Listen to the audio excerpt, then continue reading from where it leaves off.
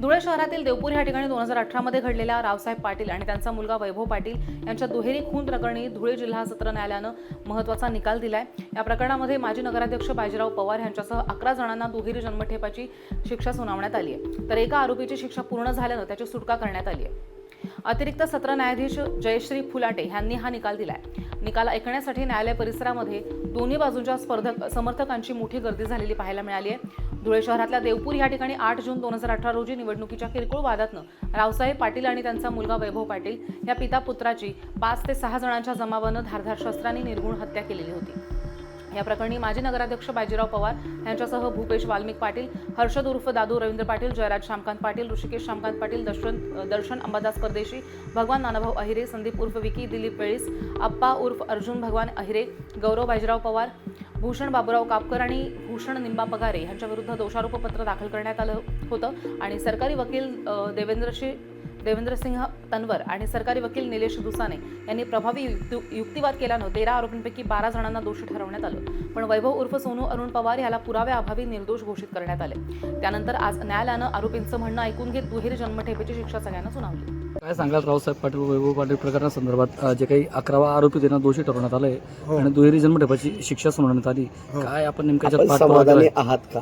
हो, मी आज मान्य सत्र न्यायालयाने दिलेल्या निर्णयावर पूर्णपणे समाधानी आहे आणि माझा जो न्यायव्यवस्थेवरती जो विश्वास होता, पोलीस प्रशासनावर जो विश्वास होता, तो आज खरा ठरला आहे।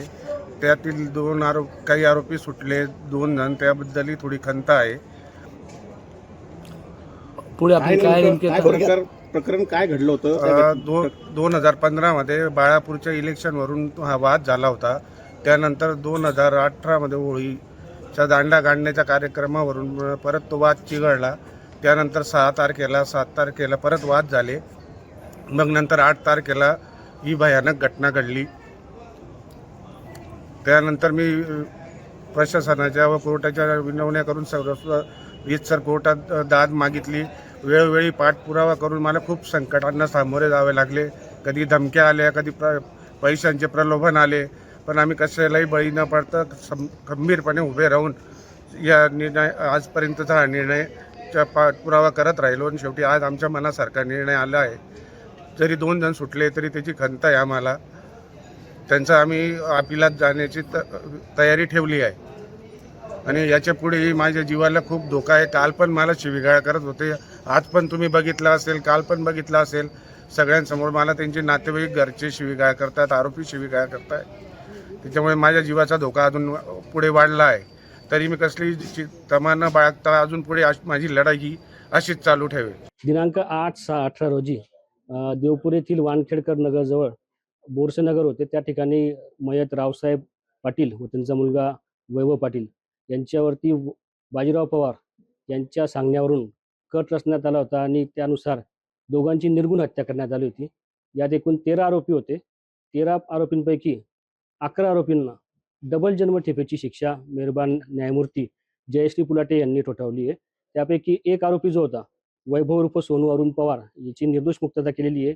त्या निकालाविरुद्ध आम्ही हायकोर्टात जाणारच आहे।